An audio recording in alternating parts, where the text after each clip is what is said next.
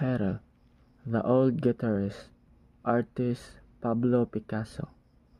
Medium and technique: oil on panel, painted in the blue period with monochromatic tones and elongated forms to express sadness and hardship. Dimensions: 122.9 by 82.6 centimeters or 48.4 by 32.5 in inches. Date of work: 1903 to 1904. Provenance: painted in Barcelona during Picasso's blue period.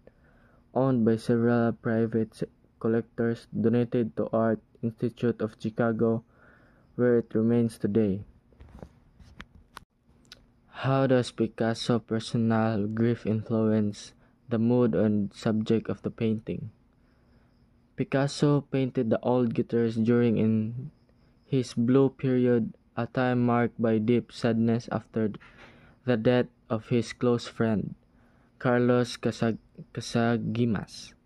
His grief is reflected in the painting's somber tones of blue, which symbolize loneliness and despair. The frail, blind musician embodies suffering and isolation, mirroring Picasso's own emotional pain.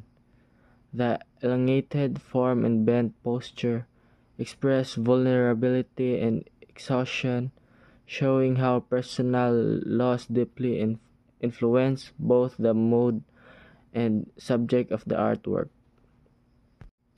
What clues in the artwork reflect the socio-political conditions of early 90s Spain?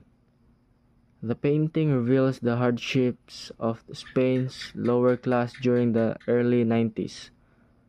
The old emaciated man represents the struggles of the poor and marginalized. Industrialization and economic inequality left many artists and laborers destitute, and Picasso used this figure to symbolize social injustice. The muted colors and the man's blindness also suggest a society blind to the suffering of its people, a quiet protest against poverty and neglect. Why is this painting a strong example of the contextual plane in art analysis? The Old Guitarist is a strong example of the contextual plane because it reflects how historical